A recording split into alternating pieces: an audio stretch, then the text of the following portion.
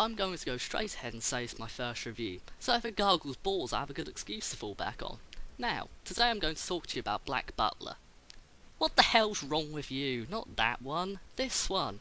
It's a great anime series which is relatively fresh, being about a year or so old. I've really only just gotten into it when I bought the first season on DVD and I'm impressed. It gripped me right from the start when many series take a long time to really get into. I don't have a problem getting into this at all. Firstly, I best tell you about the story for any of you with no idea what this is about. It's set in Victorian era England about a young 13-year-old boy named C.L. Phantomhive, whose parents died under mysterious circumstances, and he inherited the family business, that being various factories. However, he's also taken up work for the Queen Victoria, investigating things the police can't. He does this alongside his demonic butler named Sebastian, who serves him due to an occult bond.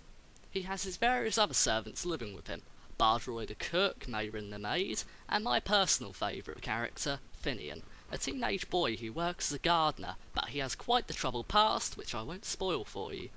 The story is amazing, being equal parts action, drama, and a good amount of comedy.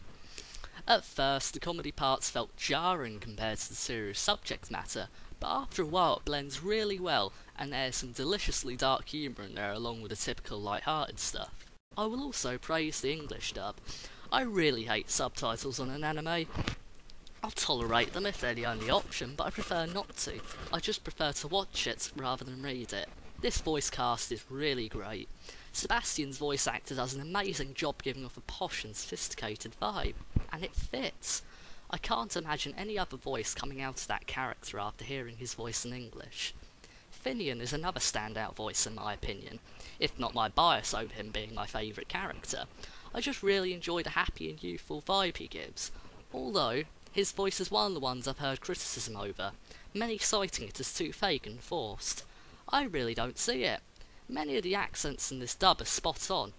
Noted that CL does have the occasional slip, but they're all just your typical posh accents which work really well given that most of the voice actors are Americans, emulating an accent that obviously isn't their own. If any of them didn't work 100%, it's CL's. He's good most of the time, but it doesn't sound much like a boy. It comes across as sounding more female without any male characteristics. But I assume, seeing as he ages during the series, eventually they'll give him a male voice actor. This is just speculation. I haven't seen anything to do with the third season yet, and I haven't watched any of season 2. I'll get around to it when they dub it, if they haven't already. Another thing I'll praise is the music. The soundtrack to this is amazing. I absolutely love the intro and credit themes, Monochrome Kiss and Becca's I'm Alive, respectively. I'm more happy with the latter personally. I absolutely love it, being one of my favourite anime themes, and I was sad to see it go halfway through the series, replaced by another song. Now, for the criticism, of which there's very little. I've mentioned my slight dislike of Ciel's voice already, but there's one more gripe, but it's nothing to do with the actual show. It's how bloody hard it is to get a copy of Season 1 without resorting to illegal downloads. I had to have this shipped from the USA on eBay, and it cost a fair amount. But I feel it was money well spent as it's quickly becoming one of my favourite anime series.